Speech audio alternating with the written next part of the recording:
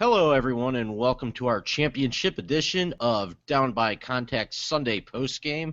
This is our championship week edition. You've got me, Jeff Rich. Follow me on Twitter at @ByJeffRich. I'm joined, as always, on Sunday night by Chris Green, coming to us from Northern California. Go ahead and follow Chris on Twitter, too, at CGRN731. And let's say hello to Chris. Chris, good day of football today. Maybe not the most compelling action in the nightcap, but certainly something that we don't see all the time in the early game in the NFC Championship up there in the Pacific Northwest. What'd you think of the football, and how are you doing?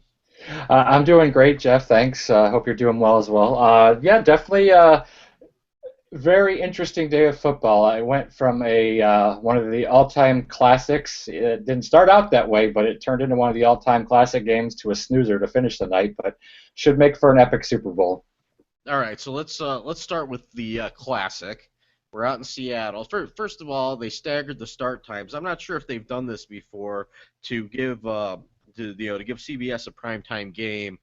We started at, I believe it would be 3 o'clock in the East, with a West Coast game, and there was some discussion earlier on my radio show on Sports Byline whether they should whether the game should have been flip flopped to give the to give the East Coast audience a game that doesn't end. I don't want to say around midnight, but pretty late at night. Not that there were a whole lot of viewers at the end that were watching, hoping for compelling football. But what do you think of the way that the games were slotted for championship weekend? I know that at one point I think that they did them on Saturday and Sunday. They did one on Saturday, one on Sunday. Did you like the way that the TV lineup was and the kickoff schedule was? Well, I do kind of like it. I mean, instead of having 2 days of your weekend taken up by football, it is only nice to only have one day taken up by it. So, at least for us West Coast folks, in the East Coast, they could have had their morning to themselves still. But so I didn't mind the way it was set up today, and I was fine with the West Coast game being played early too versus the East Coast game. So, as far as I'm concerned, today was great. Yeah, and I remember, if we go in the Wayback Machine, watching a Denver game, Denver Cleveland AFC Championship that kicked off at like 11 a.m. locally in the Mountain Time Zone. So this is, as far as I'm concerned, it's fine too. It's just one of those talking points I thought I'd ask you about. But let's get Sure. to the football. Right out of the gate, Green Bay gets in the end zone. Or Green Bay gets on the board with a field goal.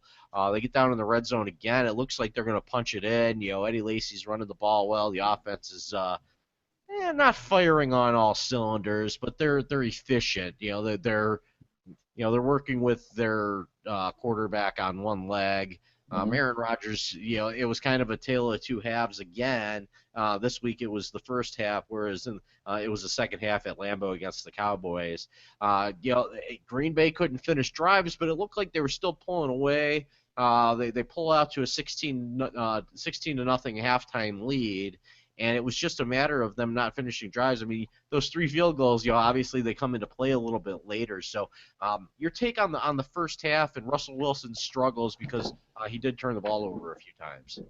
Yeah, I mean, it was. I mean, even though Green Bay put points on the board in the first half, I wouldn't say that the offense was running smoothly. I mean, Rodgers turned the ball over on the first drive of the game, and uh, obviously Russell Wilson turned it over 3 times in the first half, so it wasn't exactly a juggernaut offensive show on either side, but Green Bay was putting some points on the board, which against Seattle's defense is, I mean, as tough as it is anyway. So the fact that they had a 16-0 lead going into halftime, I thought that was outstanding. I definitely was expecting a much closer game in the first half, and I mean, as far as Seattle goes, it just they had no offense really in the first half. So, like I said, it was a tale of two halves, that's for sure, and even Yeah, tale of 3 quarters versus one. So.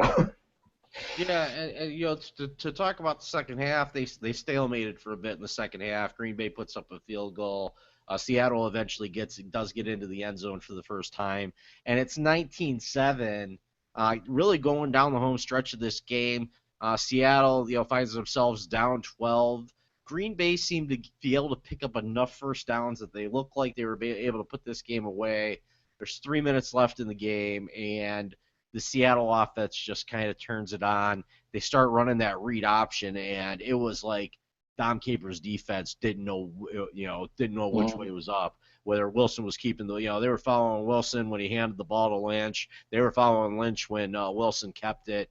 It just looked like Seattle figured out the deception aspect of the read option, and Wilson and Lynch were running it to a T. Did you see that? Did you see improvement on that throughout the game, or did they just flip a switch towards the end of the fourth quarter there with about 7 minutes It left? it was pretty much a flip of the switch, I think. I mean, obviously the passing game wasn't working early on, so they kind of had to do something at that point, and it worked. So I mean, they started putting points on the board, and then the key play of the game, which we'll get to in a minute. So and that was really the difference.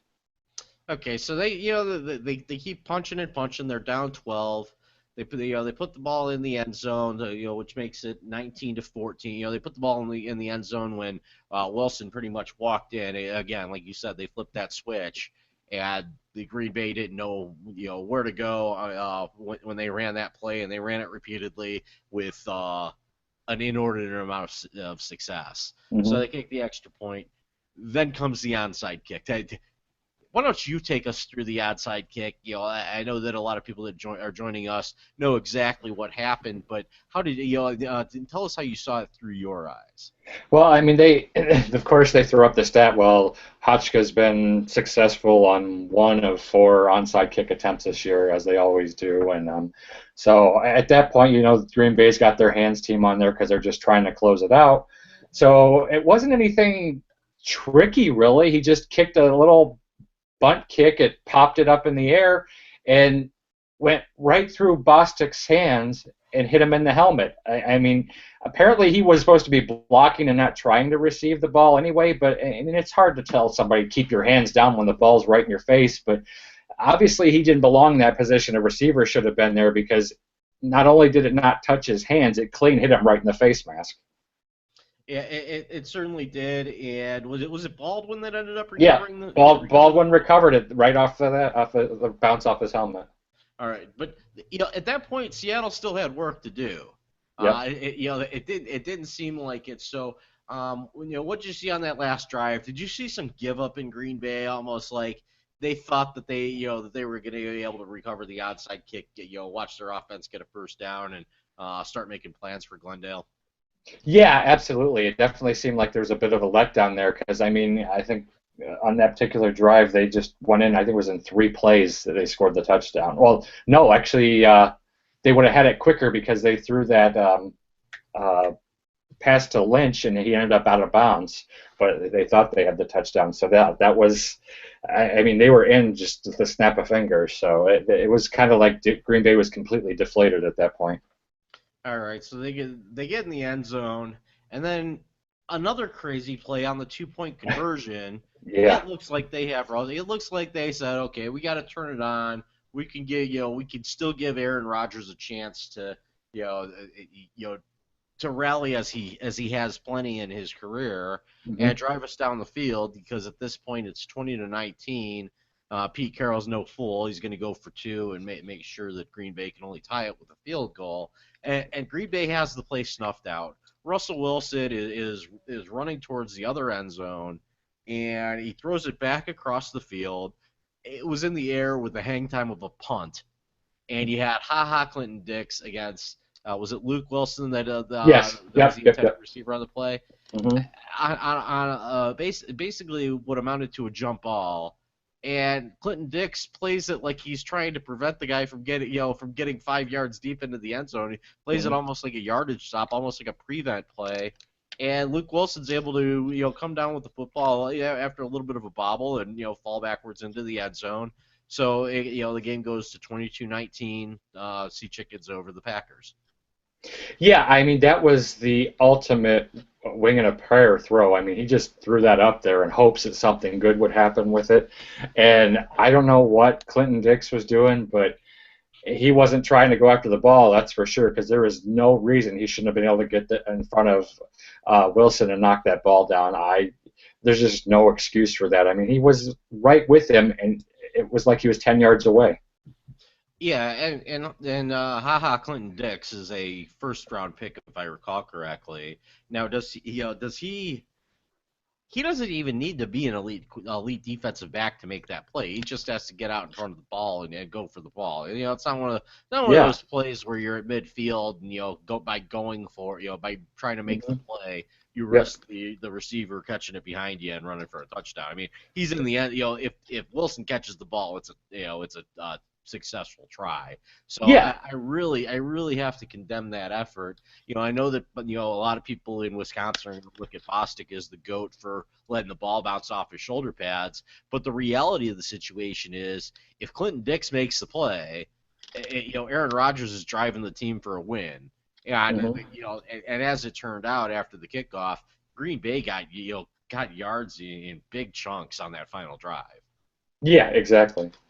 So, they had the middle of the field available. I believe they had all three timeouts. Yep, You all know, three and it looked like timeouts. and it looked like McCarthy was content to take all those timeouts either to overtime or into the or into the off season. Well, I think he was trying to make sure he knows how efficient Rodgers is, and that I mean he saw how quickly they were driving down the field, so he didn't want to give Seattle any extra time by using those timeouts, is what it amounts to. I would say maybe he should have saved one, maybe used one there right before the kick, possibly, but up to that point, I didn't have any issue with not using the timeouts. And there was a reason that they had so much clock was that they got stopped on 3rd and 9. They were fourth and whatever it was in field goal range. Yeah, So fourth and four. yeah, so it was they were, but then you have to question, if they didn't want to leave Seattle with any time, why did they leave Seattle with any time by calling a timeout with 15 with how many seconds was it, It 19 was seconds left? 19, yeah, 19 seconds left. I don't know. Like I said that's I could see early on not taking them, but at that point, it's like, why didn't you let the clock run down to like 4 seconds, then take the timeout instead of taking it then? That I agree didn't make any sense. Yeah, I mean there are scenarios like if it's 3rd down, you give yourself some insurance with the botch snap that if you snap the ball and you got 19 seconds, you could botch the snap, fall on top of it, and still run another play. But the truth of the matter is it's 4th and 4, so you botch the snap and it's game over basically at Well, that point. exactly. I was actually wondering when they took the time. I was like, are they actually thinking about going for this and going for the win? Which I thought was a little bit crazy because, I mean, at that point, you might as well play for overtime. You're there. I mean, I know it wasn't a gimme field goal. It was still 48 yards, and with the wind and the rain that was going on, it was definitely anything but a gimme.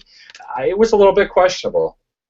It ends up, well, first of all, Crosby hits the field goal. And when you have Mason Crosby, I think that from that distance, you're gonna let your kicker tie the game in that situation. If you have a guy like Billy Cundiff or anybody else that's kicked for the Browns with this miserable reboot, you think it differently. But you let Mason Crosby hit the field goal. It was a big field goal in the situation. The time left on the clock ends up being a moot point because Pete Carroll's content to let Russell Wilson take a knee and go subject themselves to the fate of the coin toss. Mhm.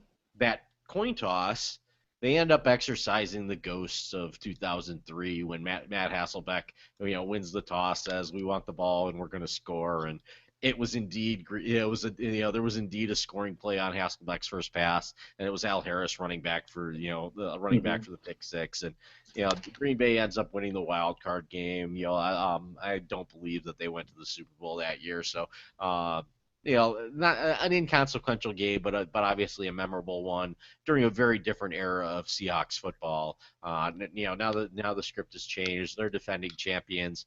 They win the toss in overtime, and they start on the 13-yard line, and it looks like Green Bay's got a good chance to get them off the field, and it just doesn't happen. Russell Wilson throws two passes just about as perfectly as you can, hitting Jermaine Kearse for the walk-off win and the walk-off conference title and a return to the Super Bowl. And that's pretty much where I flipped it over to CBS's coverage of the AFC game Mhm. because I don't need to watch Seattle celebrate. I've seen plenty of that in the last 13 months or so. So Seattle going to the Super Bowl, something that we probably could, something that we'd consider a chalk pick back in August. Maybe not so much after after their early season woes, but your take on Seattle season on the whole, and did the best team in the NFC win the NFC? I think you could definitely say that the best team won. I mean, yes, they started off the year rough, but they've been pretty much the hottest team in the NFC, if not the NFL, for the last, I don't know, 8 weeks. So the defense really started clicking, and the offense was making a lot of plays too. I mean, the fact that Wilson came out there and played so terribly in the first half today, and actually for the first 3 quarters today, says a lot because he had been playing pretty well lately. I mean, I don't think they would have won their last playoff game without him. It's usually, they make the joke that they win despite him, but he carried them through last week. So the fact that they came out there and won today and in very tough circumstances, I mean, nobody expected them to pull that game out the way it was with the 5 minutes left. So the fact that they did was amazing, and he went from goat to hero just like that. So it's hard to see the quarterback being the hero when he threw 4 interceptions and they had 5 turnovers overall, but they sure pulled it out at the end. Yeah, 15 answered points because Green Bay did kick the field goal, but 21 points from Russell Wilson. I think that he turned it on at the end. Everybody's still going to look at him as a system quarterback, and then that he's undersized and everything else. And some of those statements are fair. On the Sunday post game show, we tend to stick to the games a little bit, but I want to ask you a question about the makeup of Seattle, specifically the makeup of Pete Carroll's coaching staff. Mm-hmm. And he's got a guy in Dan Quinn that everybody that perhaps coached himself out of a head coaching job last season by coaching into February when everybody had already hired a coach. Mm-hmm. I've heard speculation on the radio that and in conversing with you before the program here that Dan Quinn might be the next head coach of the Atlanta Falcons. Now, when you look at this Seattle team, do you think of them more as a team of personnel and a team of Pete Carroll? That Dan Quinn might not be that much of a difference maker as far as building a defense, especially for one that needs help as much as they do there in Atlanta. Well, I mean, you got to think about it. Before Dan Quinn was Gus Bradley, and Gus Bradley went down to Jacksonville. And while their defense has improved, the team overall hasn't done much since he's been there. So, I mean, it's probably kind of the same thing that you're going to see. I mean, obviously, Atlanta's a much better situation than Jacksonville was when Bradley went there. So Quinn would already have an potent offense there. But like you said, it's the defense. Can he build that? I definitely think he can do something with it. But the head coach isn't going to be responsible for. It depends on the quality of his staff, I guess is what I'm getting at. If he can get a good staff there, then you could see Atlanta come back next year and be a playoff team. I mean, they weren't that far out of it this year, even though they were under 500. I mean, we talked about that enough. They were actually playing for their playoff lives in the last week of the season. So I definitely think you could, even with him being a rookie coach next year, you could see them in the playoffs next season. And keep in mind, coming off a coaching tree does not a good coach make. Uh, Exactly. and speaking of See coaching, New England. yeah, and coaching, the coaching tree there. If you look at the front office, it's Dimitrioff and it's Pioli. So you do have a little bit of team. You have Team New England going on there. You have Team Pete Carroll going on there. So it'll be interesting. But let's get back to Sunday's action. Let's flip it over. And speaking of New England, they hosted the Indianapolis Colts, who probably a lot of people did not expect to necessarily be in this game. But Chuck Pagano's done a good job. They've done it with Andrew Luck and a lot of Andrew Luck's friends. Let's face it, Zerlin Tipton and Dan Boom Herron don't jump off the page. T.Y. Hilton, when he's on, he's good. Reggie Wayne, his best years are behind him. You know, best players on that defense. I'm not sure. I'm not sure we've seen them a lot this postseason between Vontae Davis and Greg Toller. We know DeQuell Jackson because we're Cleveland fans, but I'm not sure he's a household name with in NFL circles, at least with the casual fan. Sure. So yeah, you had a team that has done everything that they had to do to get there. Obviously, you don't make it into the AFC Championship through power rankings. You have to win some football games, and the Indianapolis Colts have done that. The New England Patriots clinched home field advantage throughout the playoffs. I believe in week 15 or 16 of the season. So with a by virtue of Denver losing a Monday Night Football game. So, they've had to win. They had to win a football game, but they've basically been in cruise control for about a month now. But they've kind of flipped a switch too. Though they were the best team in the AFC this season, I'm not sure a lot of people looked at the New England Patriots, especially considering that they haven't won a Super Bowl in 10 years. I don't think that anybody has looked at this team as being anywhere near the top level that Belichick and Brady have been, and Brady's on the back nine of his career. I don't think there's any denying that, no matter how many glimpses we see in the present tense. But so you had Indianapolis, you had New England. The Colts end up, they go through, they punt. Patriots punt the ball back to them and give them a chance, but our old friend Josh Cribbs wasn't there to catch the football, or he was there to catch the football. He just didn't, finish the act of fielding a punt, and the Patriots get the ball deep in Colts territory and are able to punch it in early. And what wasn't a bad first half. The way that CBS sold the story, it looked like it was just a nightmare from start to finish for the Colts.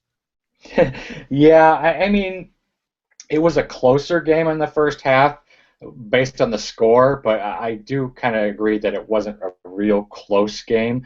It kind of felt like it was. I was actually kind of surprised that the score was as close as it was, I guess is how I'll put it. I mean, we've seen this story before when Peyton Manning was with the Colts. He meets up with Belichick, and Belichick just totally shuts him down. I mean, that was the thing we talked about all season with the Colts is, they put up 30 points a game without trying practically. And what it always came down to is whether defense going to stop anybody. Well, today, I mean, in all honesty, the offense didn't really show up at all. Andrew Luck probably had his worst game of the year. I don't even think there's any doubt that he had his worst game of the year. And I mean, there was weather conditions involved and all that, but this is just the story of Belichick. He always does this to those great quarterbacks. And what's gotten into New England's offensive line? Because if you watch, even in the first half, even with only a 14-7 lead most of the way, they really, really tried to get it to 21-7 before the half, going for it on fourth down and succeeding, running Tom Brady on quarterback sneaks and just pushing him into first down after first down. And then LeGarrette Blount, I mean, speaking of Reggie Bush, LeGarrette Blount looked like he was dancing out there like Reggie Bush did back in his heyday at USC, so which was really impressive, but I really have to mention the Patriots offensive line because LeGarrette Blount was able to dance because he had holes wide open enough to dance. He had holes wide open enough to get a 9-yard full bore head start to take on Colts safeties, and it was just a really ugly day throughout. And it turned out that LeGarrette Blount was the running back of the week. I know that they worked Vereen into it a little bit in the short passing game, but this was definitely LeGarrette Blount's game.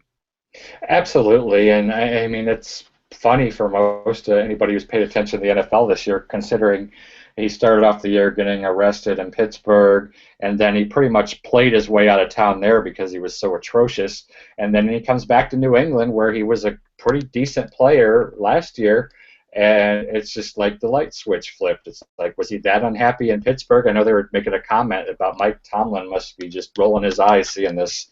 How he was playing today. So a combination of New England's offensive line and I don't know the fact that he's maybe trying now. Well, we'll keep in mind, and this is going back a few years, but Corey Dillon was left for dead by the Bengals. His career was over, and he turns into clock killing Corey Dillon up there in New England. So Belichick just has a way with guys. He couldn't save everyone. He eventually lost his way with Randy Moss. Randy Moss lost his way with him. Albert Hainsworth, and I'm sure there's a name or two that I'm missing that he could. Andre Rison in Cleveland. Well, you know what? When you're talking about a player that's getting paid on that's getting installments on Art Modell's Discovery, it's a little bit of a different situation. But yeah, he lost it with Andre Rison in Cleveland, but that was before the saga really starts with Belichick. The mystique of Belichick. the mystique of Belichick. Yeah, I think Cleveland's often left out of the mystique of Belichick. You have those great years as a defensive coordinator with Pepper Johnson and Hmm. Lawrence Taylor in New York, working for Parcells, being Parcells' right hand man. I think that you can even include his days working for Marchibroda with the Baltimore Colts. And then Cleveland is just kind of a gap, and then all of a Yeah. sudden he's working with Parcells in New England. He's working with Parcells with the Jets. He's Hmm. turning down the job so that he could be, so that he's not the head coach of the Jets when he's not ready to take the job. And then the mystique starts with Tom Brady filling in for Drew Bledsoe, and Yep. we all know how that story, the middle of that story. We don't know how it ends, but the next chapter starts in 2 weeks in Glendale, Arizona, where they take on the Seattle Seahawks. We're going to do some things on the morning of the game to preview the game. So let's not talk too much about the Super Bowl, but just a general overview on what this matchup looks like to you on paper. Oh, by the way, final score of that game was Patriots 45, Colts 7. We didn't talk much about the second half, but again, the Colts or the Patriots reeled off 21 points in a matter of 8 minutes in the third quarter. Really ran away with this game, and it was a little mysterious to me. I think I saw you tweeted out that Tom Brady played a little more of this game than you probably thought he had to. Yeah, absolutely. I mean, he was in there until the last two and a half. I mean, even came in on that very last drive they had to run out the clock. With 3 minutes left in the game, I'm like, what are you doing? The weather was atrocious there. I mean, the field conditions were soaked, and he almost got his knee injured on the one play. It's like, why do you risk that? So, all right, but your thoughts on this Super Bowl matchup? I know I asked you a series of questions and didn't give you a chance to answer any of them. Yeah, so it's okay. So the matchup, I would say, right now I'm probably leaning more towards New England just because I've seen what they can do so many times. I mean, I think they've been favored in pretty much every Super Bowl they've been in all honesty, and they've won all of them except the ones against the Giants. So that bodes well in their favor this time around. Um, and I just think the experience that Belichick and Brady have versus I mean, I know Seattle was there last year, but they're still a relatively inexperienced team with this. So, at the end of the day, I think New England will end up going that route, but we'll get into more of that next time. Was was this the best possibility of what would it be, the 4 or 5 possible Super Bowls we could have had? I actually would have liked to seen the Packers and the Patriots go at it. I think that would have been a little I'm bit kind of more with you on fun. that, Chris. Yeah, because I mean I think Seattle, while they have a great defense, their offense is it depends on how like today they played terrible for 3.5 quarters and they pulled it out with 8 great minutes is what it amounts to. So whereas Green Bay, even though they didn't play great, they were still a little bit more exciting to watch. I thought throughout that game, and I never rule Aaron Rodgers out of anything anymore, and I've just seen him come back. Pull a rabbit out of his hat so many times. So I just thought it would have been a little bit more fun, but I think it'll be an interesting game anyways. All right, I'm gonna prepare for all the emails, all the tweets, the phone calls that people can track me down, all the angry people in the Pacific Northwest, the hippies, the pissed off hippies. But I'm definitely leaning towards New England. I'm giving Seattle no respect, as they'll tell me. But I really like New England in the Super Bowl. But 2 weeks could change a lot of the tale. So, but that's kind of it for championship weekend. I look forward to it. I'll let the cat out of the bag now that you and I are planning on doing a pregame show for the Super Bowl. Hmm. We're going to take the Pro Bowl week off. We'll do a pregame show for the Super Bowl. Time to be determined. They Uh, still play that game? they do play that game. They're playing that game in my backyard in Glendale here. So Save your I might save your even go to money. that game. Save your money. Save your money. Save your money. I hear you. I hear you. So, hey, let's get the heck out of Dodge, man. Give us your Twitter handle. Tell us anything you got going on, Chris. It's fun time. So I am at CGRN731 at Twitter, and you can also come check out the More Than a Fan Tavern podcast that I'm on. I will be back on not this Wednesday, but next Wednesday. That we'll be previewing the Super Bowl, of course, and I'm sure we'll have some interesting stories about the Cleveland sports teams, as they always have drama going on of some sort. Oh, always. And that includes the Cavaliers and the Indians, correct? And that's Oh, you kind yes. of cover the whole gambit on the More Than a Fan Tavern. Oh, yes, the Cavaliers are giving us plenty of news these days. It's almost like they're taking the Browns' place. All right, Chris, we got one more game to talk about. We'll talk about it in 2 weeks, a couple times on that day, as a matter of fact. But as far as my plug time, I'm Jeff Rich at by Jeff Rich on Twitter. Catch me Sunday mornings from 11 a.m. to 1 p.m. Eastern at sportsbyline.com or get the Sports Byline on the TuneIn radio app. Speaking of the TuneIn radio app, you can get all of our More Than a Fan programming on TuneIn, iTunes, BlackBerry World, Stitcher Audio, Zune Marketplace, and really anything with an RSS feed. It's been great having you this season on Sunday Postgame. We're going to do it one more time, but that's going to do it for tonight. Have a great week, everyone. We'll see you in 2 weeks.